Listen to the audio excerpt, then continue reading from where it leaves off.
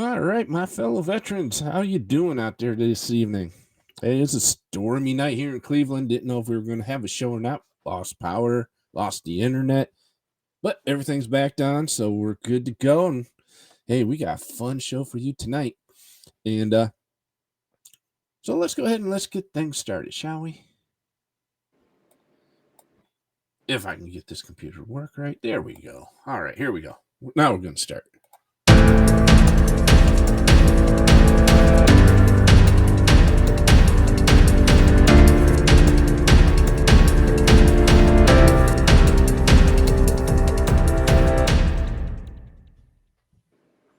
All right, that's right, folks. My name is Tim Hauser. I'm known as the Gulf War Advocate, and this is Veterans Central, presented by Veterans Assurance Network, new nonprofit to help veterans out there. And today we have a good friend of mine, Kevin Simon, on the show. He's the host of the Gulf War Side Effects podcast. How you doing, Kevin? I'm doing good. How are you? I'm doing good. Thanks for coming on, man. Hey, I'm glad to be on. All right. So, get things started. Let's talk about your military career for a little bit. What branch were you in, and what did you do? All right, I went in 1989 into the Navy, of course, and you know, to 1993. Well, I put down for Italy, as everybody knows in basic training, you get your dream wish. I put Italy, and then I put Washington, and my little butt got sent over to Guam. So while I was there, I was on board a supply ship, USS San Jose AFS 7. And so from there, when I first got on, it was great. Man, we're having a good time. We, steamed out to Japan. And then from Japan, we heard it, got back to Guam, loaded up more stuff, and then hauled butt. And nobody knew why. It was really weird. They didn't tell us. All they told us was, we're going to Persian Gulf. That's it.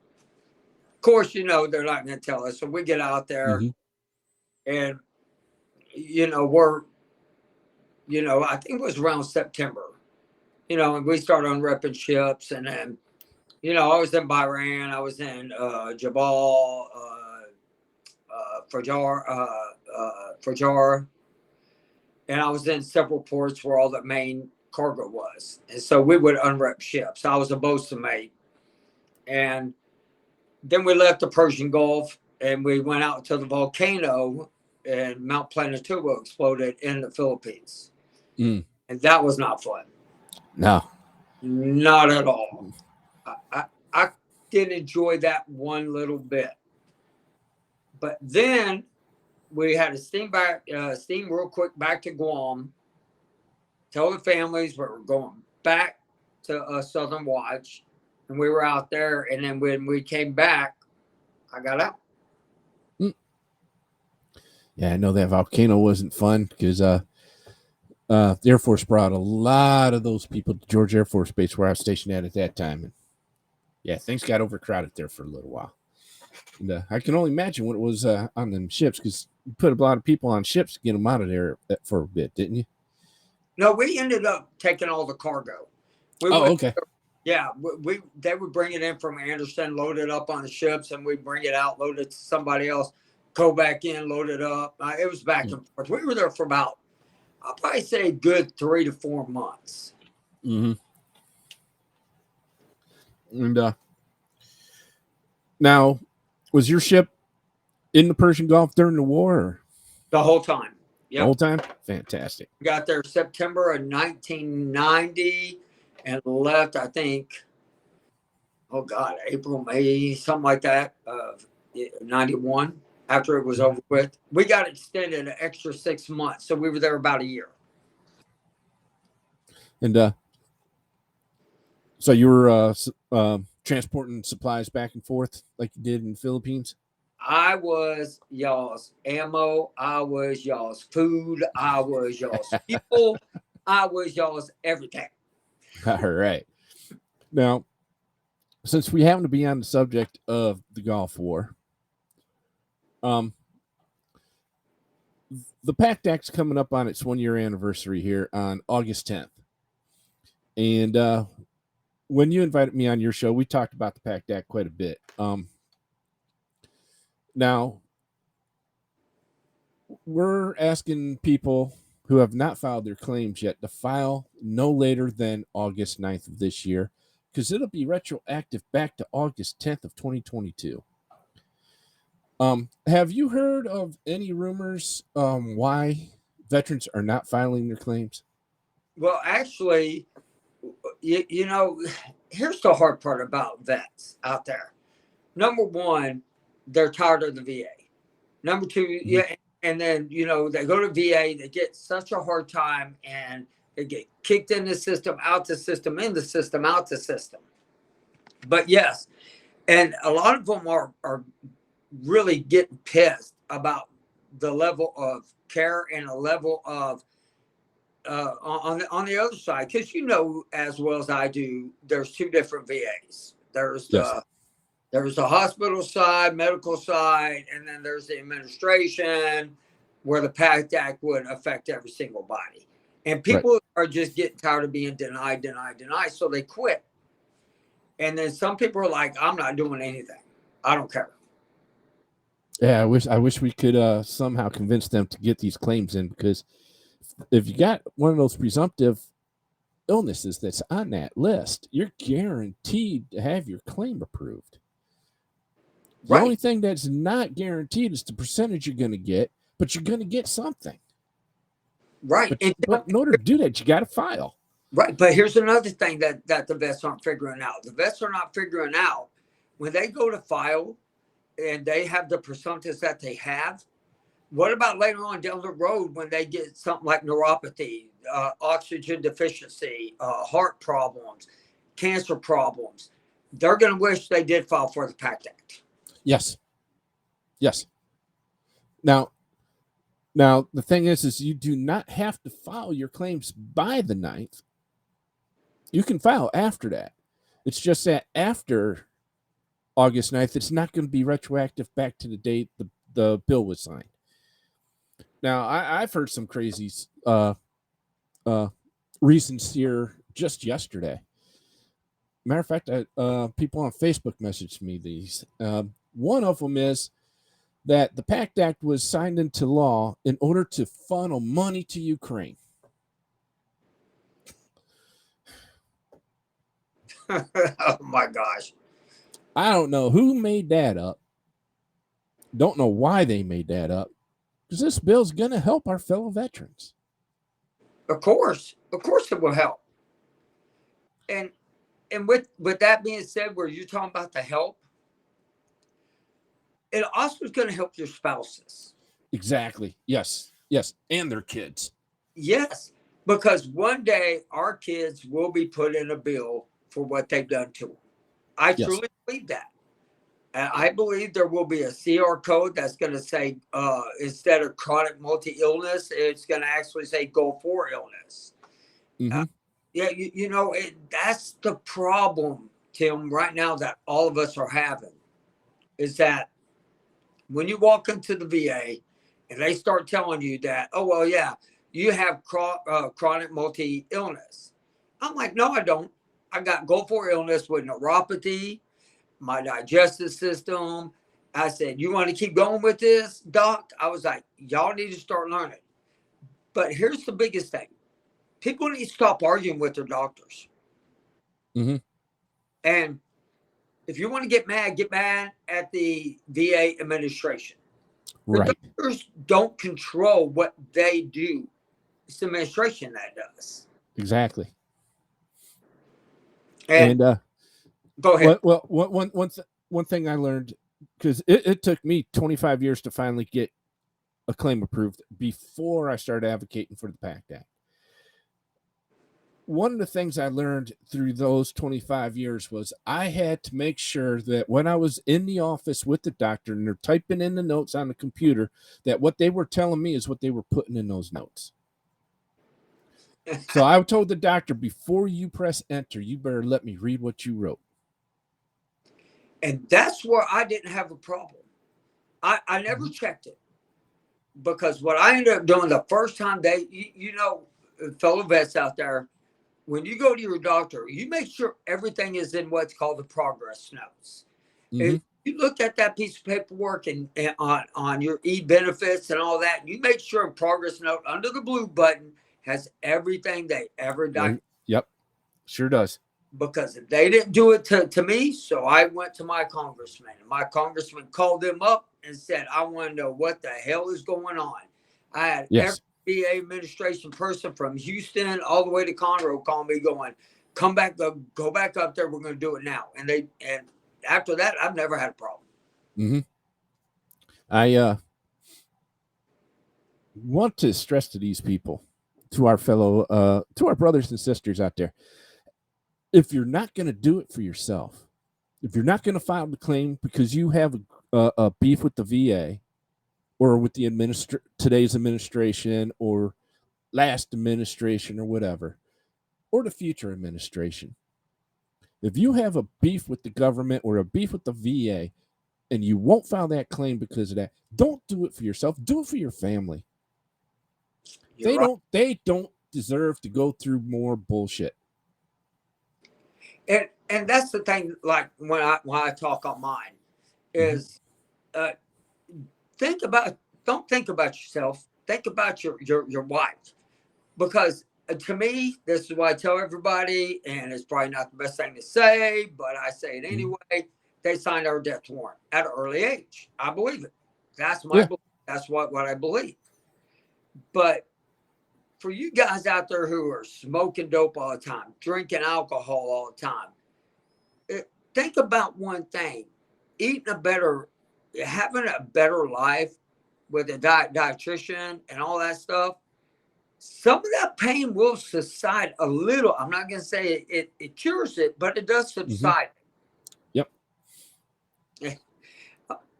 I mean, Tim, now that I've known you for a while, you know, I watch all your podcasts and great podcasts, by the way. Thank you. And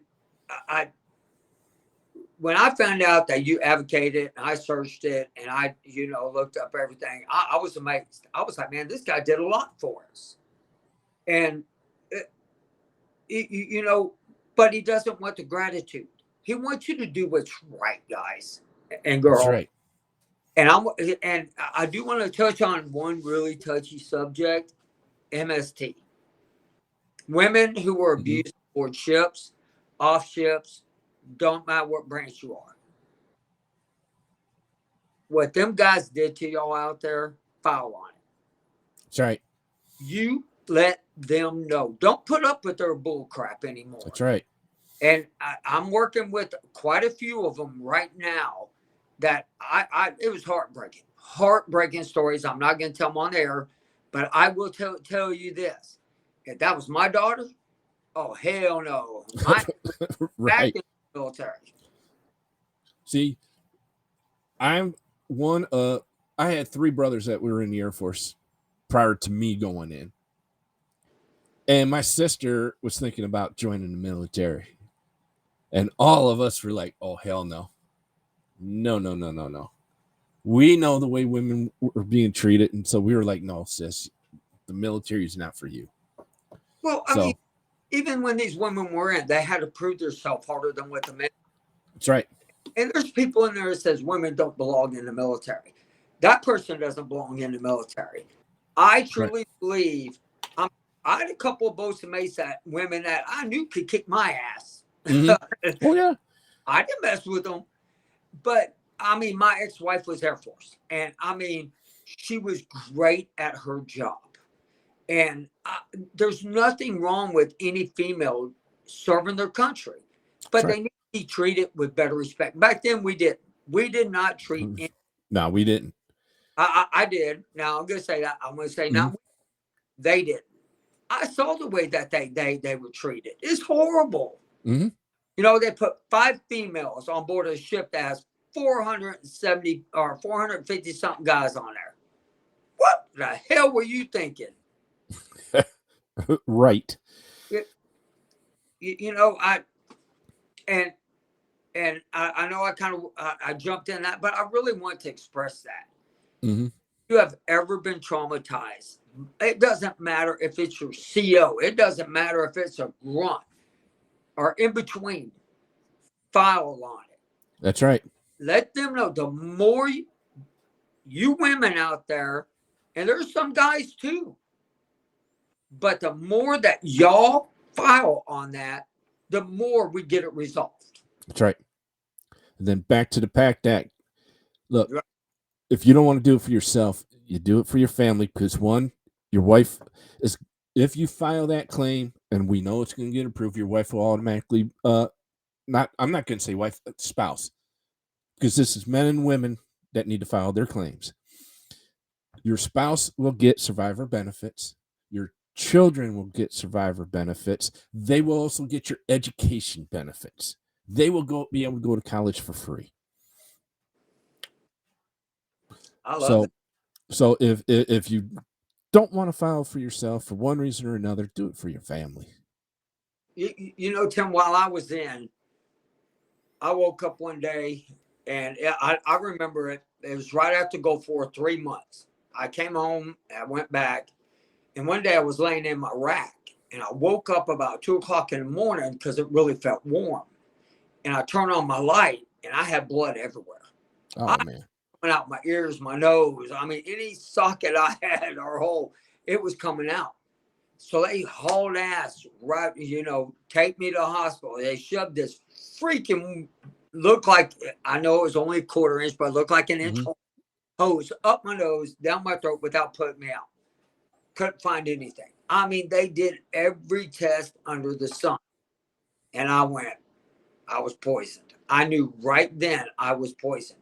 I remember going to my commanding officer. I said, look, telling you right now, I think we got poisoned out there. He's like, oh, no, Simon. I said, I'm telling you.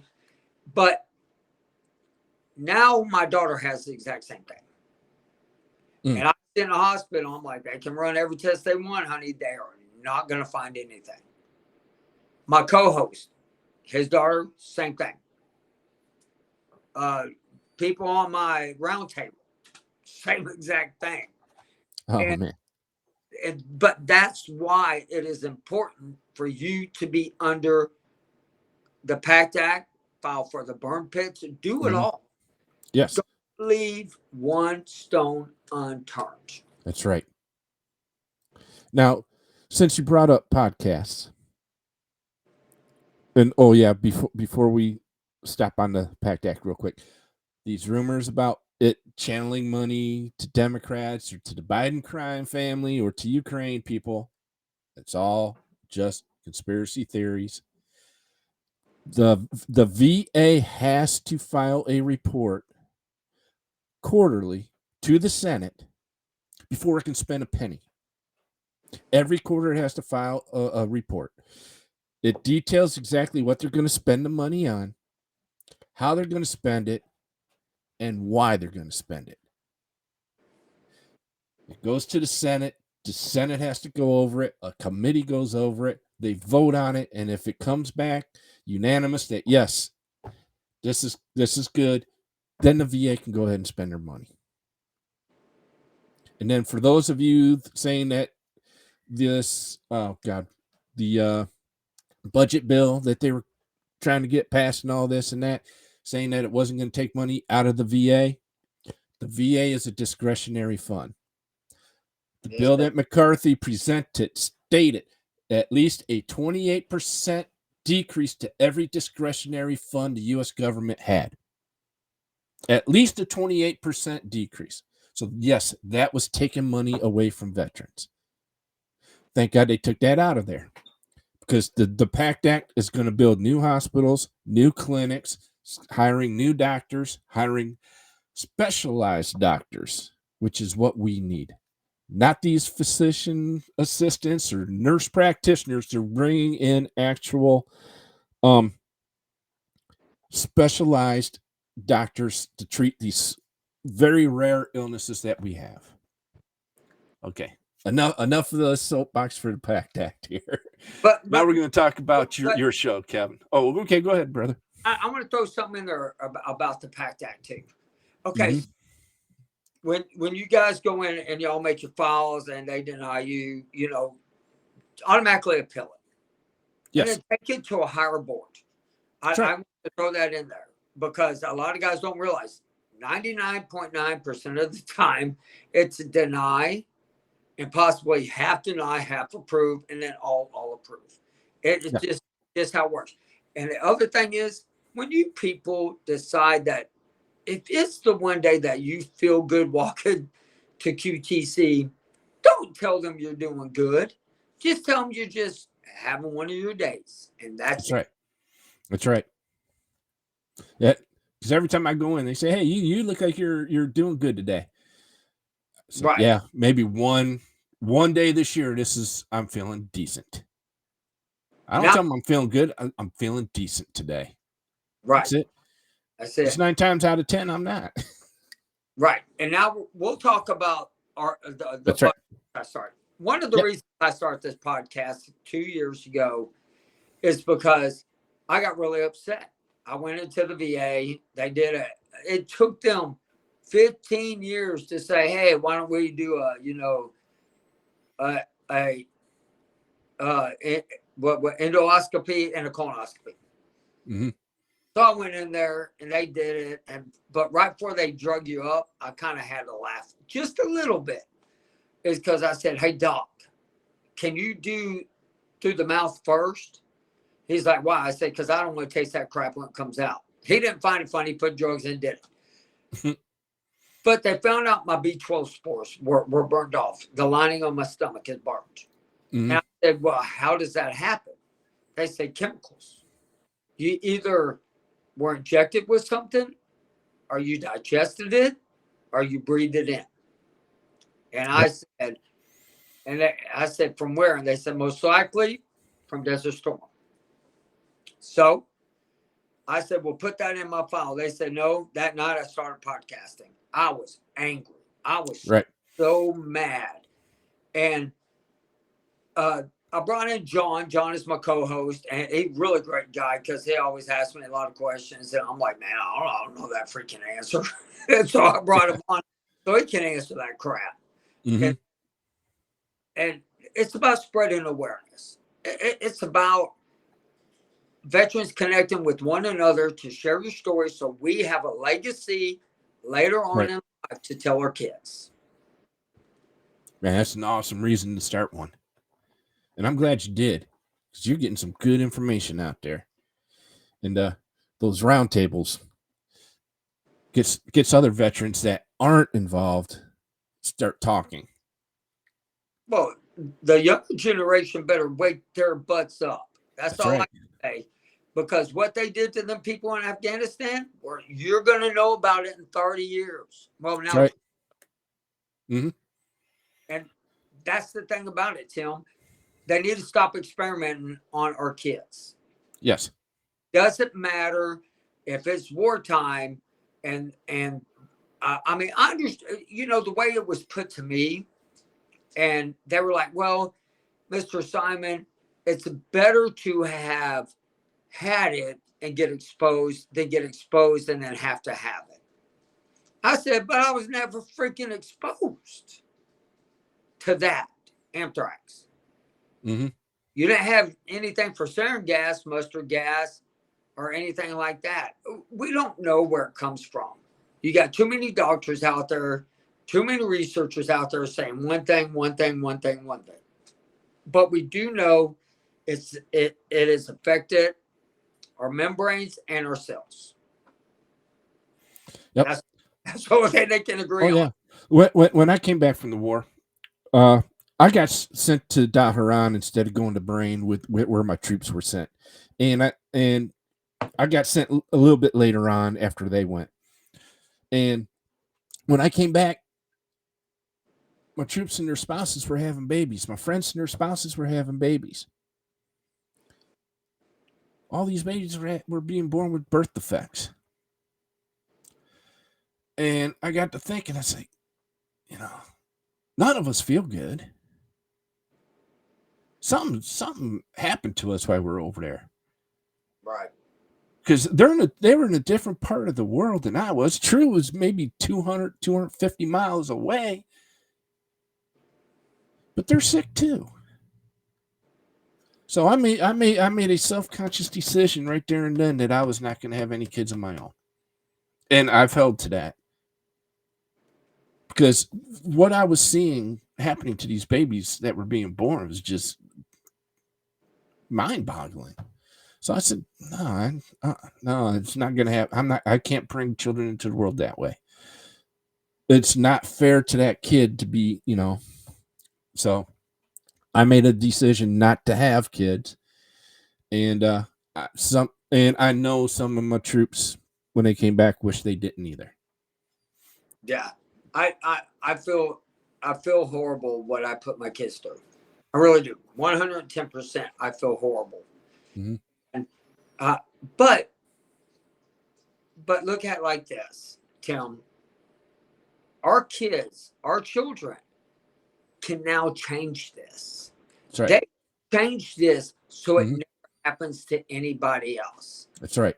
And that is the one thing that my daughter, her name is Haley, and she said, well, it's going to be my generation that's going to have to change to make sure nobody goes through this again. That's right. Now, have you seen the movie or heard about the movie Oppenheimer? No, I haven't.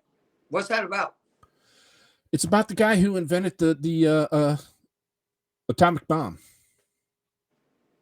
Oh, yes, I have.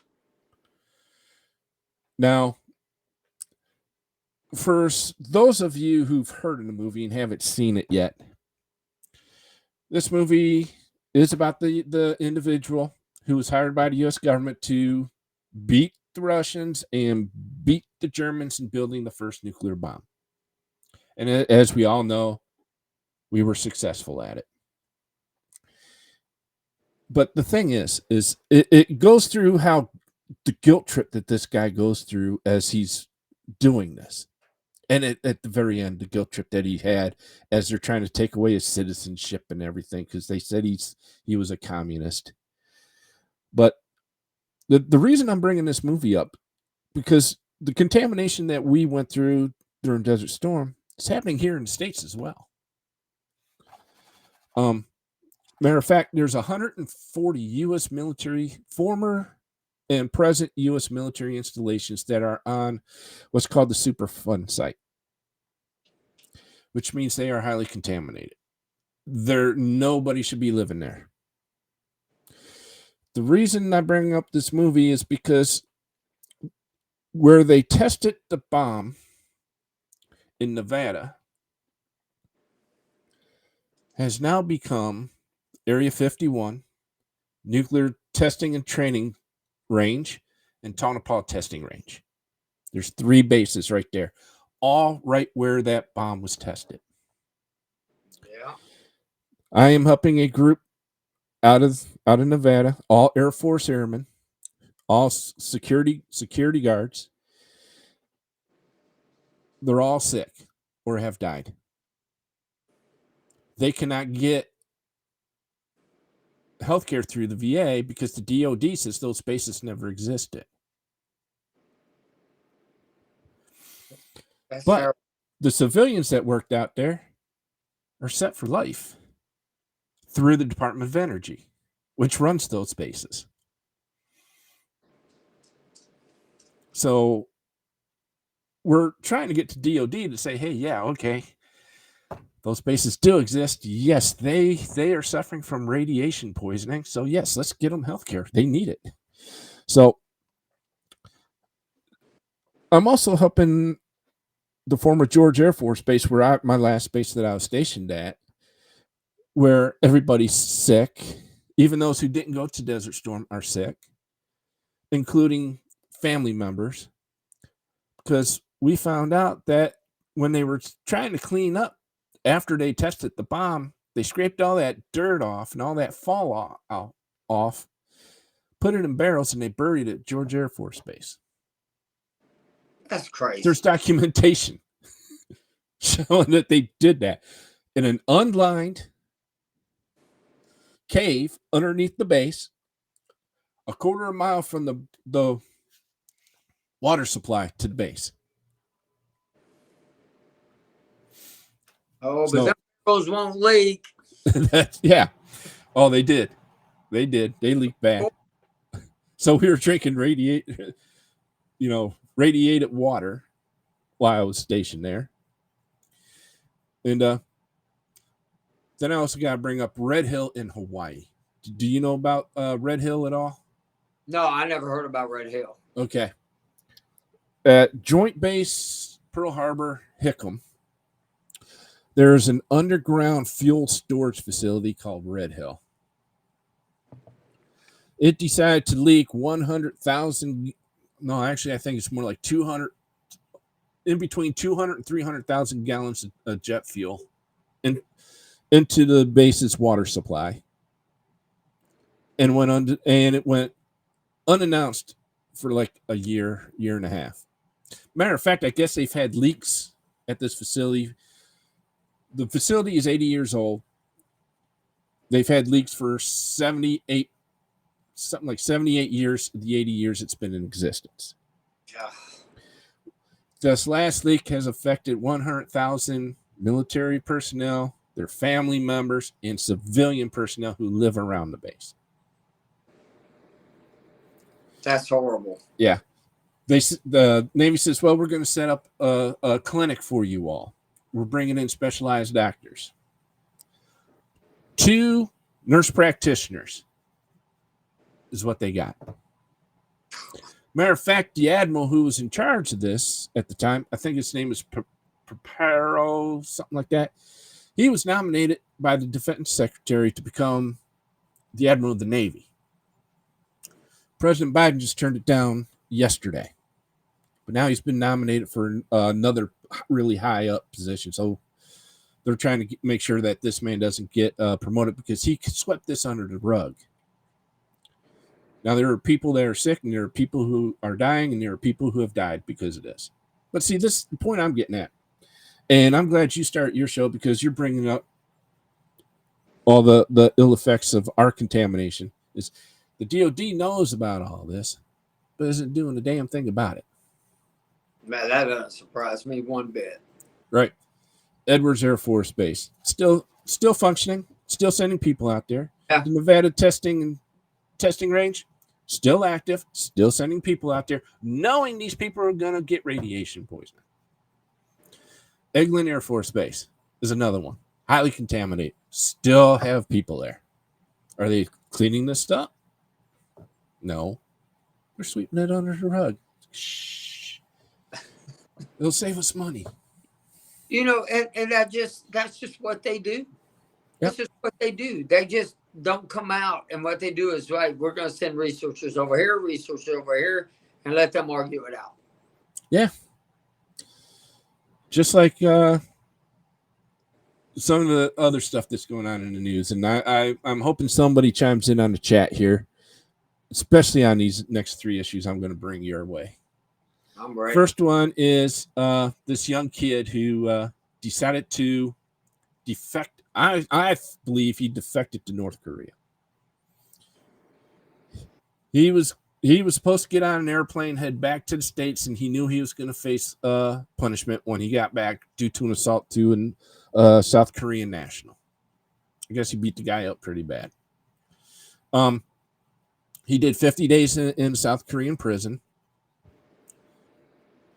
When he got out, they says, okay, this is what's going to happen to you. We're going to put you on an airplane. We're sending you back to the States. You're going to face your punishment there. Nobody escorted him to the plane. I believe that's because of the way TSA is all set up now. You can't have visitors go to the gates. He never got on his plane. Somehow he joined a tourist group. They happened to be going straight to the DMZ. Once he got to DMZ, he ran across laughing into North Korea. His ass ain't laughing anymore. Nope. Oh man, I tell you, what are people thinking these days? I don't know. When I saw that story, I just stopped, shook my head like this, closed my eyes, shook my head like this, started scratching my head going, I think I'd rather face the United States over North Korea. Yeah. Okay. Chances are he probably would have got a less than honorable discharge And kicked out. and kicked out. Yes. Time Which served. later on down the road, he probably could have got it upgraded to an honorable. Who knows? Right. He could have went on with his life. Right. Now, I don't know how you feel about this, but I feel if they get him back, the man should never see daylight ever again. Well, I agree because he's talking. He's got talking. And the one thing that I would do, I'll leave him in South Korea, put him in a brig there, leave him there. Yeah. Put him back in the South Korean prison. Yep. They're not, I hear they're not very nice. Yeah. They're worse than the Japanese prisons. And I'll tell you what, from some of the troops that I know that were in a Japanese prison when I was stationed in Kadena, it's like a little 4x4 box they put you in. That's it. People crazy. Yeah. And then I'm still trying to find this guy's name, but he was detained by the Russians, and I guess he was released when they released the female basketball player, Brittany Griner. Yesterday, they found out that he was injured in Ukraine, fighting for Ukraine. Why? Let me see if I can find his name here. Right. Why would you want to go do that? Right. I mean, I don't get it. I mean, you did your time. You spent time in Russia. Go be with your dang family. That's right. That's like, well, I guess I'll get on an airplane and go to Ukraine and start fighting. And Yeah. I'll go over to Russia to get arrested again. Are you crazy? Trevor Reed is his name. Well, Trevor, He was sentenced in Russia for assault-related charges. oh Lordy. From that, we all know though that was trumped up. Yeah. The man. They found out that the man was an ex-Marine, so yeah, that's why they took him into. I believe that's why they took him into detention or whatever you want to call it. Yeah. That's why they said, yeah, they're going to hold him. His trials were a joke. The man didn't have any legal representation, proper legal representation. But we've seen it happen before. It's still happening to Americans over there. Oh yeah. But like you said, why in the hell would you want to go fight in a war when you just got back from Russia and they were holding you hostage there? Yeah, I don't get that. I don't. I'm sorry. If I came back from Russia, hey, my butt's staying in my hometown and I ain't never going to leave again. That's right. Man. You know, I don't get it at all. I guess quite a few Americans, former and, well, I'm going to say former because I don't have the proof yet of any of them still being in the Guard or reserves, went over there to fight. Some of them were killed. Some of them were injured. Why? Most of you have already been in a war. You went over there a couple of times. Why? I don't know, man. Me neither. I don't get it. I don't get it. I know how bad the war messed me up. I couldn't. You don't know if Russia's using chemical weapons. You have no idea. Right. I mean, yeah. You have no idea what's going on over there. Why do you want to go? Right. I agree with you. Is fighting in a war so deeply pounded into your system that you can't get it out, that you have to go there to function? I don't know.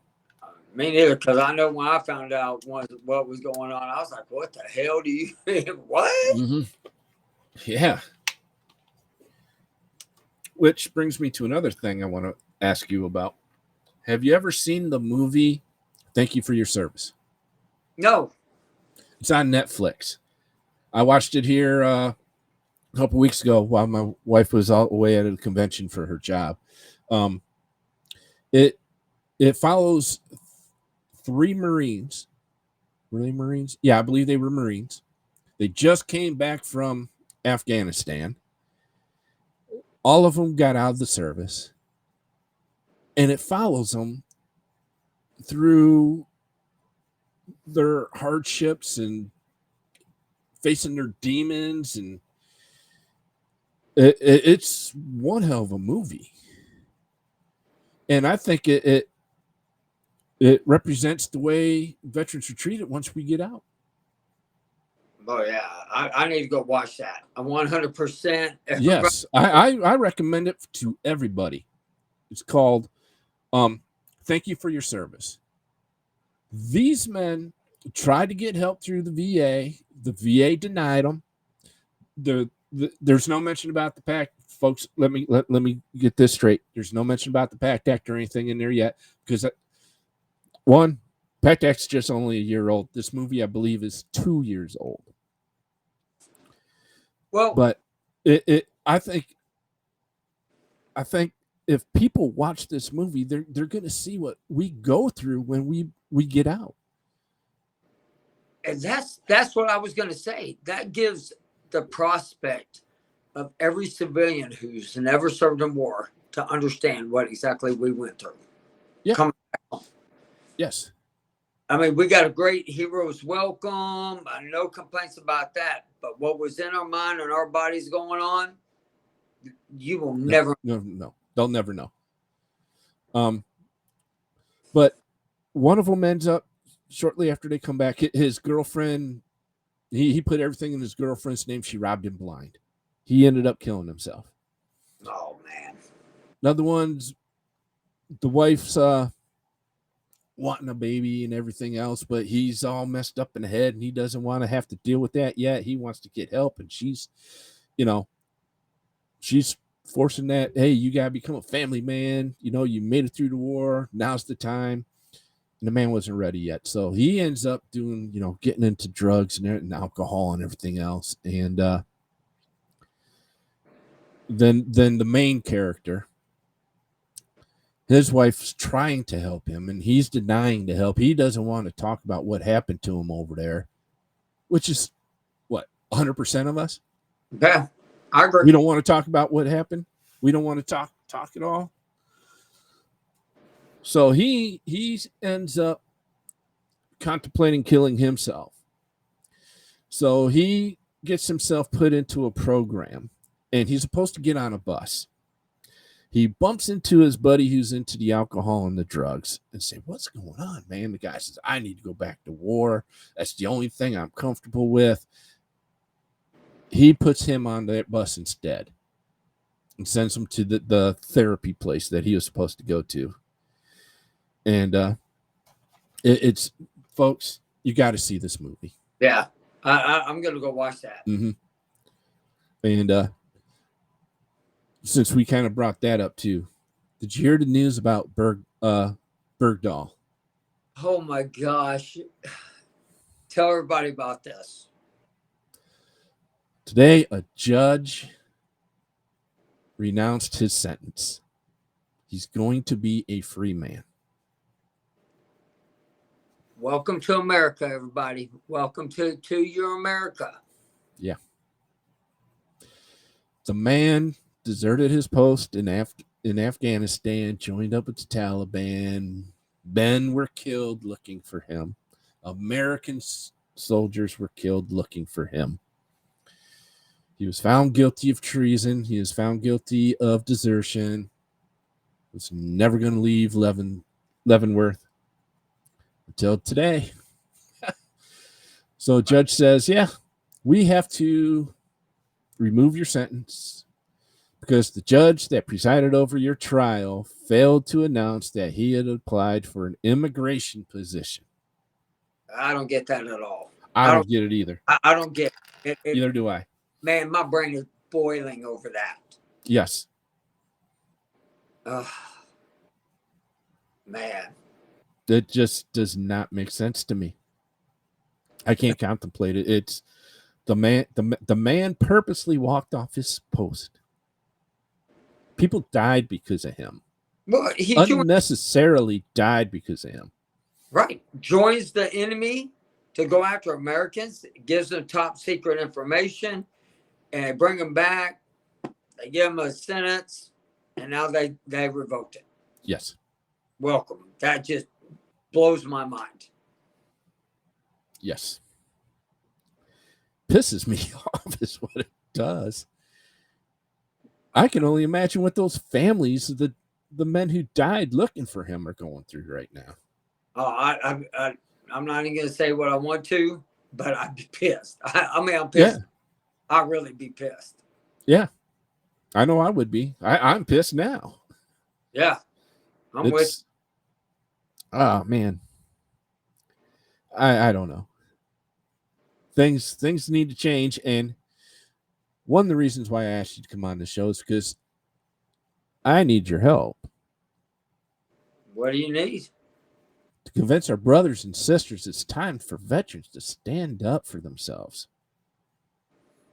There's too much going on, too much happening for us to sit on our lazy fat asses and say, oh, I'm not going to the VA because it sucks. I heard bad stories about the VA. Or, oh, they messed up my appointment this time, so I'm never going back to the VA.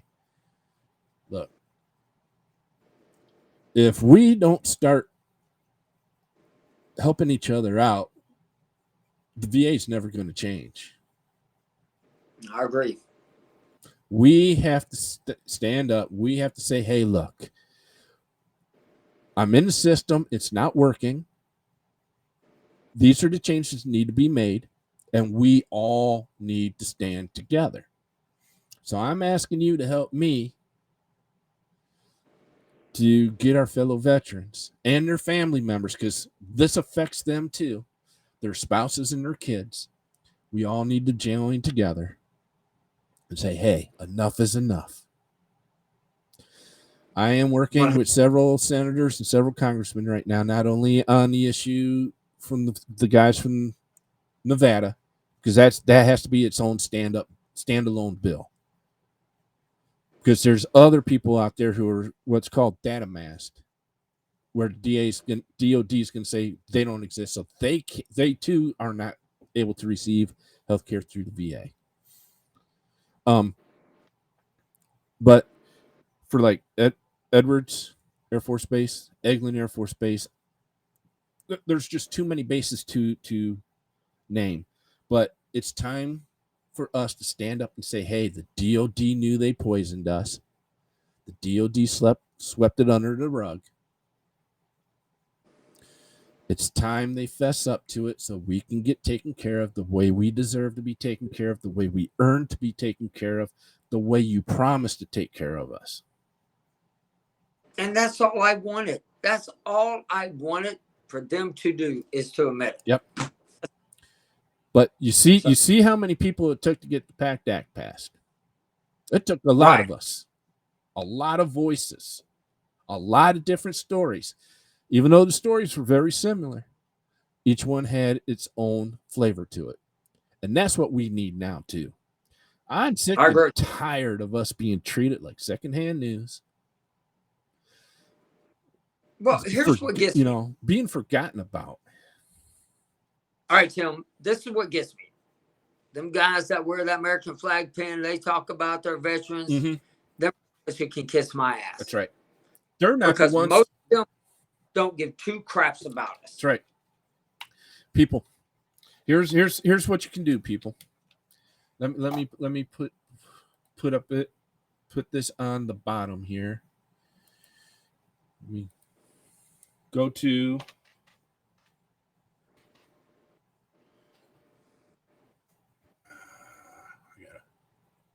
I think it's that's it.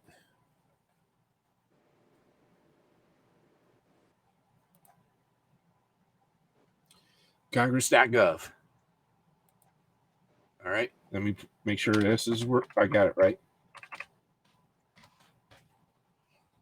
Yep. Congress.gov. Yep. People. You can look up veterans legislation that's pending now. So I can tell you right now, the most important one right now is the Major Richard Starr Act. Have you heard about that one, Kevin? No. All right. If you are medically retired from the military and you file a claim with the VA and your claim is approved, they deduct your compensation out of your retirement check. I did hear that. Yes, I did. Matter of Yep. fact, my ex-wife was telling me about that yesterday. Yep. The Major Richard Starr Act is going to change that. It's going to get rid of that system. It's also going to they're trying to get an amendment added onto it to help us Desert Storm vets who got out early under the Clinton early out program. Yes. Help us get our money back, because we have to pay that back before we can get compensation from the VA. Oh yeah, that's right. Yeah. You're right. Right about that. Yep. Will you send me that link? And I will Yes. definitely talk about Yes. that. I'm working with some senators and congressmen now. We're going to try to get a one for all done bill to cover all this contamination that's happening at all these bases here in the States. You send it to me and it will be on. Oh yes. But here's the thing, Kevin. It's going to take more than just you and I. It's going to take more than the VFW and the AMVETs, because they're not the ones that are contaminated. Right. We need our brothers and sisters and their families to start speaking up. And it's time for us to start connecting with one another. That's right. Bickering, arguing, That's right. And who is better. To me, I don't care who is better. I care to get better myself. That's right. We're the ones who can make the change happen. You see, Kevin, you witnessed it. You see how veterans made change happen with the PACT Act. Yes. We're making change happen with the Major Richard Starr Act, because it's a widow. A widow started that. The widow of Major Richard Starr says, hey, look, why are you deducting his compensation out of his retirement check? Which means you're deducting it out of my survivor benefits. Good for her. He earned that retirement. He earned that compensation through the VA. He's got a Purple Heart to show for it, and you're taking money out of his pocket. I agree. So every phone call I make, every Zoom meeting I make with senators and congressmen, I bring up the Major Richard Starr Act. Another one is called the Barbosa Act, which I'm supporting too. I know you haven't heard of this one, because this mainly affects active duty military right now. Okay.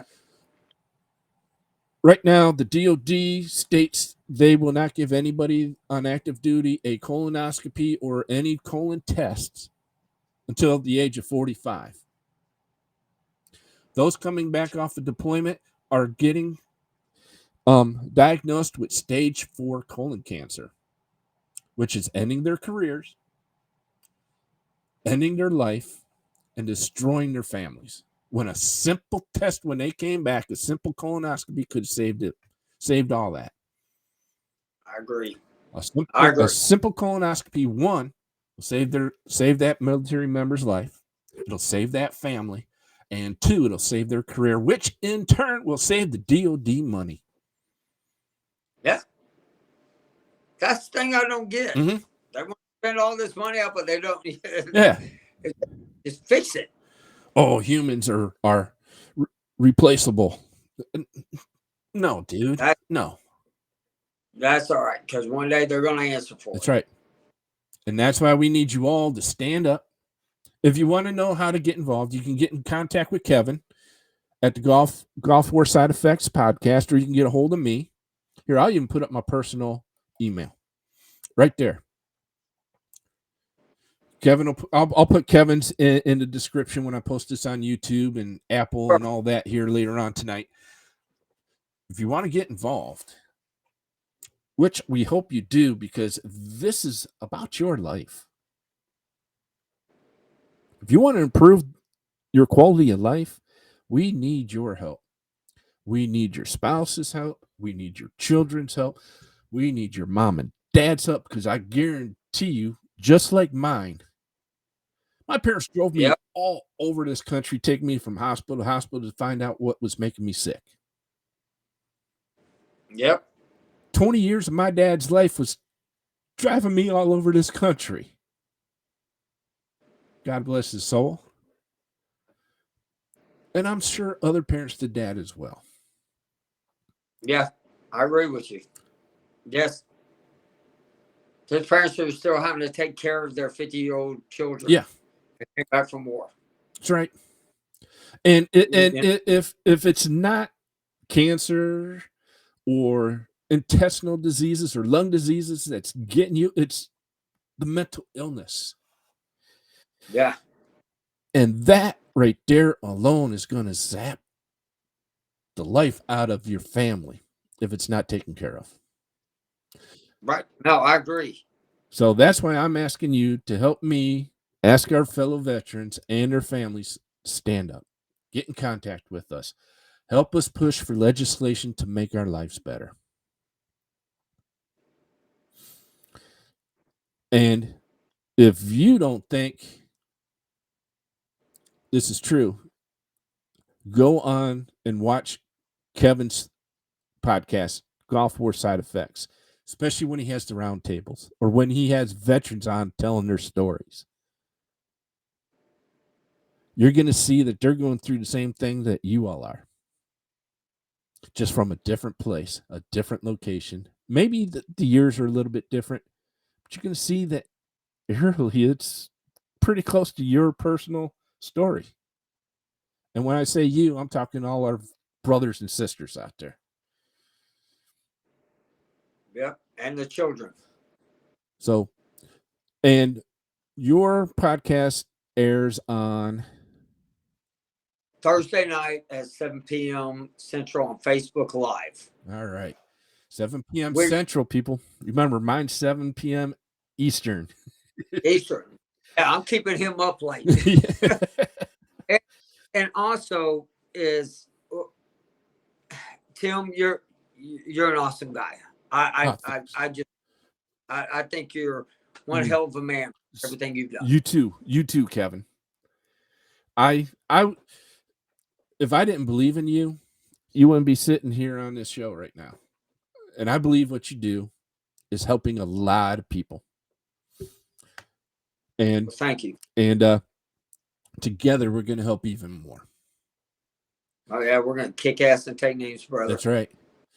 Yes, this is a call to a movement for our fellow veterans, their family and their family members. Look, folks, we're not talking go out there and do crazy things. We're asking you to tell your stories. Say, hey, I was stationed at Blytheville, Arkansas before it closed down, and I have stage 4 brain cancer.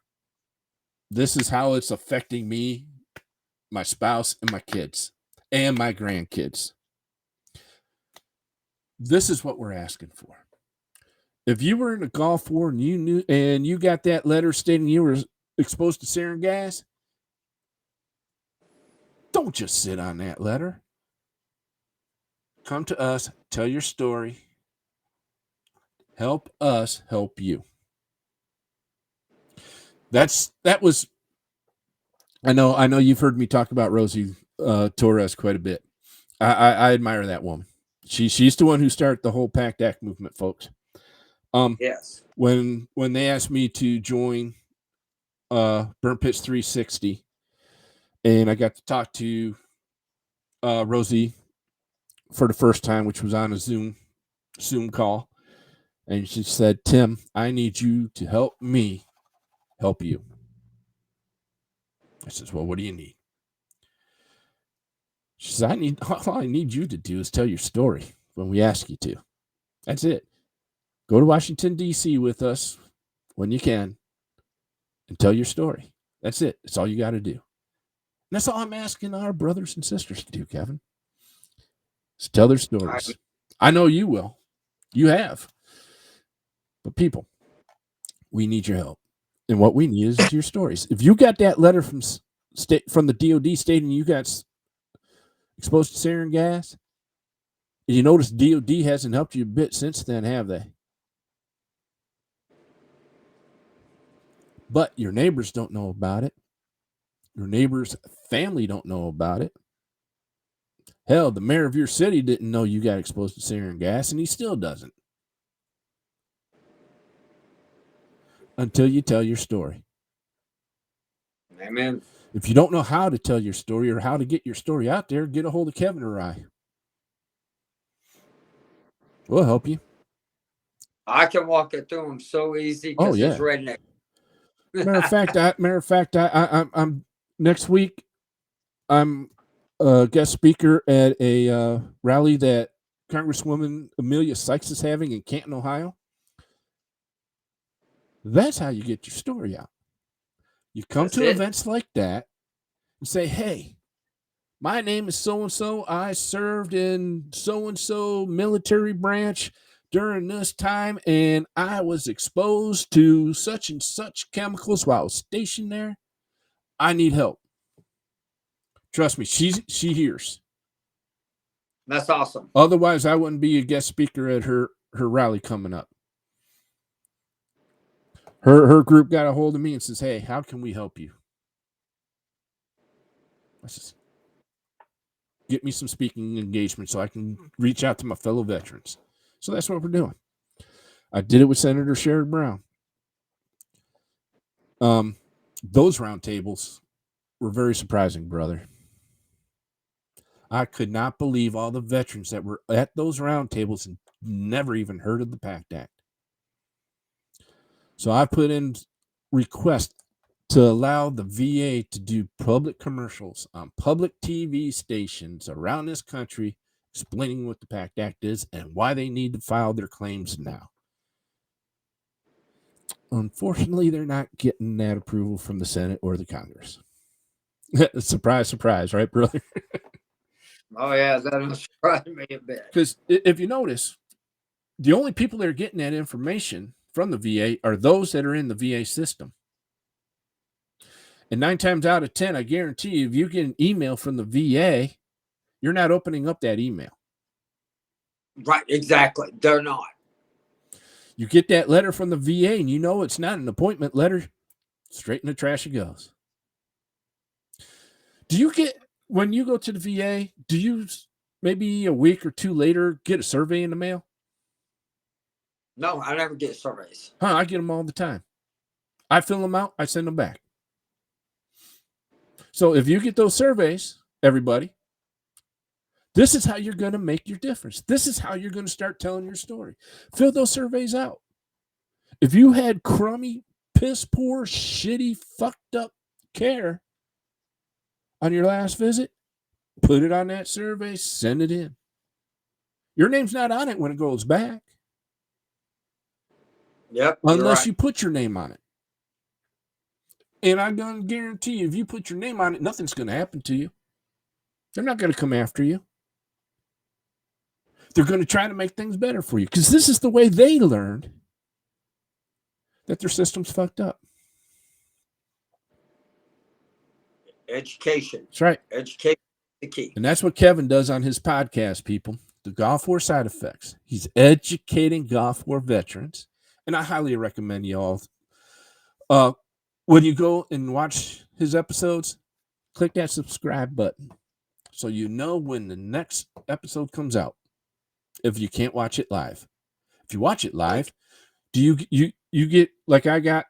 I'm surprised nobody said anything in the chat tonight, but do you have a chat too to where somebody can type in a question or a comment? Yep. There you go. They can ask questions and we'll answer them. There you go. Brothers and sisters. God, I start feel like a preacher tonight, Kevin. Thank you. Brothers and sisters. You know, I did not realize that, but you did. Amen. That's right, brother. That's awesome, Tim. Oh, man. But hey, it's got to happen. It's got to happen. Got to happen. I agree. And veterans, it's time to put your political opinions off to the side because it doesn't matter. It doesn't matter if you like this candidate or not.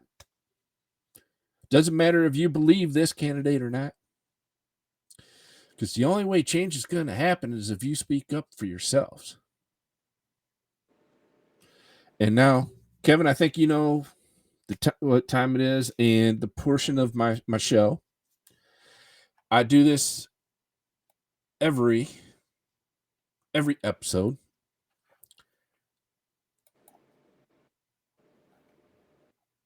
Brothers and sisters, if you ever feel down enough to where you think you're going to hurt yourself or hurt somebody else, dial 988, then press 1.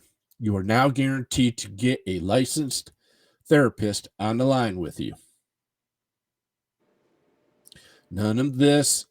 Please hold for the next available agent. You're not going to get that. You're going to get a licensed therapist on the line. They even made it easier for you. 988, press 1. You don't even need to think about killing yourself to call this. If you just need somebody to talk to you to get you out of a rut, call 988. If you and the wife or you and your spouse just had a very bad fight and you don't know how to handle it, 988, press 1. I'm going to go a little bit further. The reason I bring this up is because my brother Dennis, 22 years ago this past Christmas Eve, decided to become part of the 22. I've been advocating for change in the way the VA handles veteran suicide people. All right. Some change did happen. It's been a year. The number changed to 988. Here's the other change. On January 17th, which happens to have been my birthday, January 17th of this year, the VA started a new program. If you definitely feel like you're going to hurt yourself or somebody else, you can go to any medical facility in this country, state that you are a veteran and you feel like you're going to hurt yourself or somebody else. Regardless if you're in the VA system or not, the VA is going to pick up the medical tab, make sure you get the health care you need. Here, I was talking to Kevin prior to going live tonight. The 2023 suicide prevention report came out by the VA. Now, I know you all heard the president during his State of the Union stated that the veteran suicide rate dropped down to 17 a day. A lot of you heard me live on Facebook call bullshit. Here's why. In that report, the statistics that they are using are from 2020. And it's 2023 report. The statistics from every state are from 2020.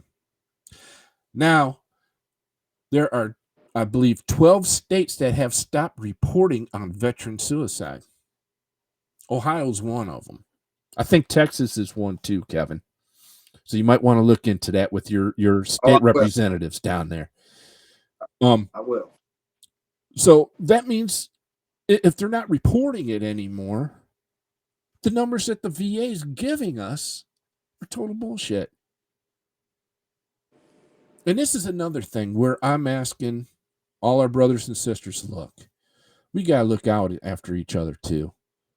If you know your buddy at the VFW or the AMVETS and he's sitting there at the end of the bar and he looks like he's down today, maybe he's doing a shot with his beer that he normally never does, ask him if he's okay. One thing I want to start, and I hope you can help me with this too, is tell everyone, hug a veteran. It may save their life. There you go. You don't have to say a word to them. If you know they're a veteran, just go up and give them a hug. That's it. That one hug might save that man or woman's life. That's it. You're right. Now, before we end this show here, brother, one last thing I do have to do. Since this organization presents this show now, Veterans Assurance Network, folks. What Veterans Assurance Network is doing is forming a network of with other nonprofits out there. I'm not talking DAV. I'm not talking Wounded Warrior Project. They're big enough. They don't need any help. I'm talking smaller nonprofits, the ones that are doing some actual good to help, ones that don't ask for a penny from a veteran or their family. The services they provide are free to you. They completely run on donations, such as Veterans Assurance Network. Also, what Veterans Assurance Network wants to do is if a veteran is on home oxygen and does not have a portable oxygen concentrator, because a lot of you know I'm on oxygen. I just don't have. They just don't want me wearing it all the time, especially when I'm at rest. This way my body can eliminate the carbon dioxide on its own. But if that veteran wants to travel and they're on home oxygen through the VA, they're getting tanks. You can't take the tanks on an airplane. You can try to arrange to have tanks set up to where you want to travel to, but from the airport to airport, you're not going to have your oxygen with you. So that kind of eliminates flying. If you want to drive anywhere, you got to pack up all them tanks in your car. Where you're going to put your luggage and your passengers. Because I guarantee you, a 2-day trip, you're packing at least 50 tanks in your car. Get a hold of Veterans Insurance Network, and they will help you obtain a free oxygen concentrator, a portable oxygen concentrator with an extra battery, so you can travel, get your mobility back. Because Kevin, I'll tell you, when I got put on home oxygen, and that eliminated me being able to go fishing. That eliminated me from being able to go to the movies with my family. Because the tank would only last 2 hours.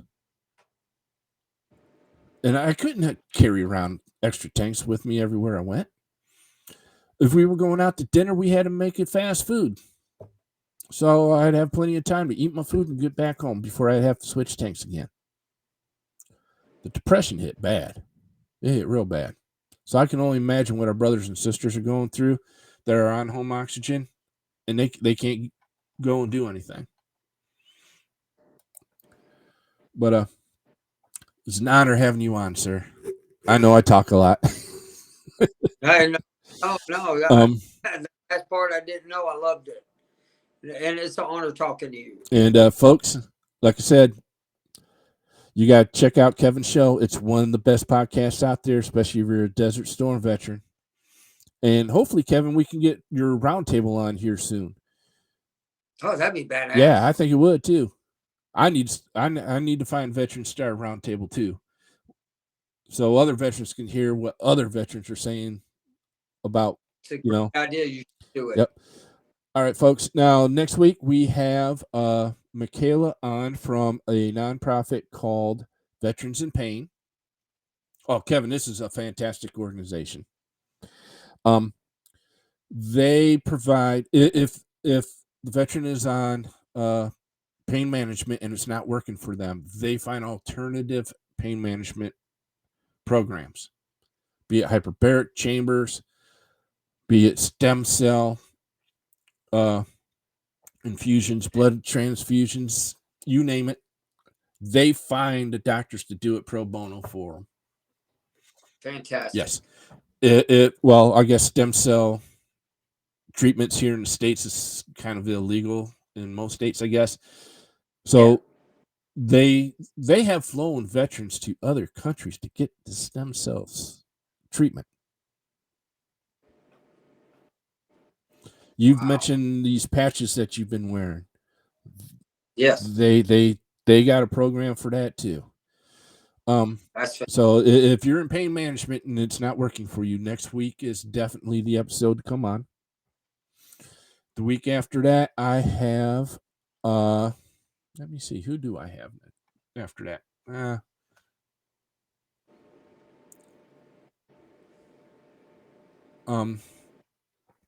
Oh, yes. I got Fisher House. It's a nonprofit. It's Have you ever heard of Ronald McDonald House? yes. I know what Fisher House is also. Good. This is when I told my wife I was bringing them on here soon. She was elated. She was like, "Yeah, that's Right. one hell of an organization, folks." If you have a veteran that's in the hospital and you're a family member of that veteran, spouse, child, parents, and the hospital's too far from where you're at to travel back and forth every day, Fisher House will find a place for you to stay for free. They're a great organization. If your veteran's on the other side of the country, or let's say they're injured, severely injured in Germany, and the family members definitely going to help in their rehabilitation, they have people that donate plane tickets to get you to where your veteran's at.